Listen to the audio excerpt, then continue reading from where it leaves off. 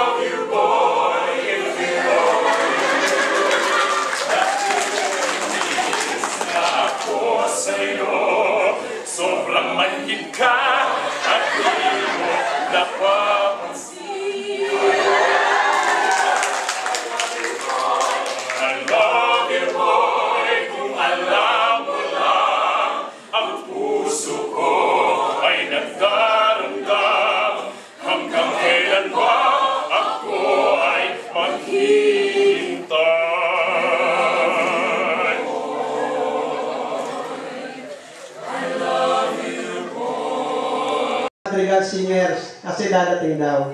Ang naibigay po ay ang ALPI, Associazione Laboratorio Filipino in Italia. You get very fun. Coconut nut, a big nut, but this delicious nut is not a nut. It's a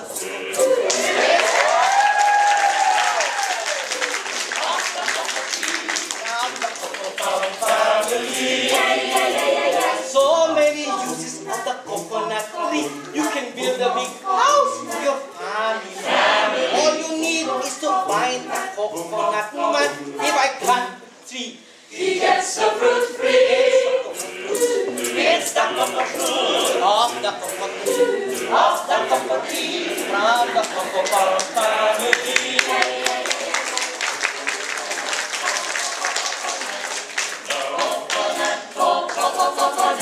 The coconut bark for the kitchen block. If you save some of it, you can build a door. Now the coconut trunk do not throw this junk. If you save some of it, you'll have a second floor. The coconut wood is very good. It can stand 20 years if you pray it would. Now the coconut root, to tell you the truth, you can throw it or you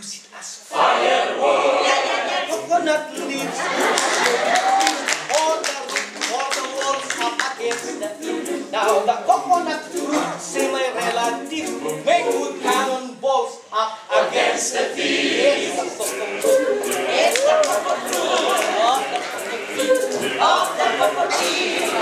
Coco family. Coconut nut is a giant nut. If you eat too much, you get very fat. Now the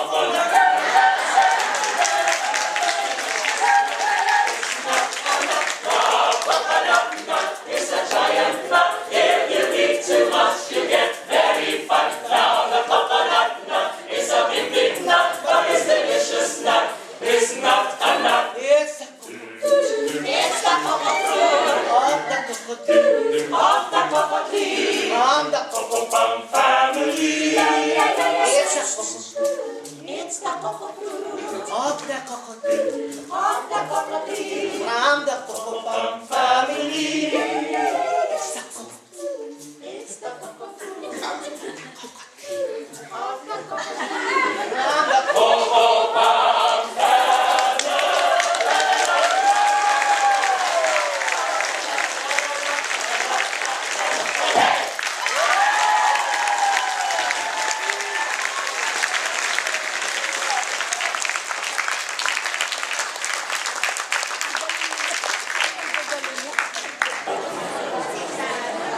Tinatawag ko po ang muli. Mga kababayan, ang lahat po ito mga kasama ay hindi alang-alang para sa akin at hindi hirino ito para sa inyo, kundi po ito ay para sa ating lahat na narito sa mundo ng mga Pilipino. Isa pong karangalan, malaking karangalan para sa atin ang nararatnan tayo ng isang katulad nila. Dahil kahit lang po ako nung maliit pa, kahit sa gini-gini ng aking panaginip, hindi ko akalaing makakaharap sila ng personal. Kaya, sana mga kababayan, hanggat tayo buhay at may malakas, huwag kayong mawawala ng pag-asa. Lahat pala pwedeng mangyari. Time with us tonight, and we wish you all the best, and we ask you to na kami po ay pagdasal ninyo sa aming lakad na itutuloy pa ng 2 buwan ay marami po kaming mapasaya na taong katulad ngayong gabi. Maraming salamat.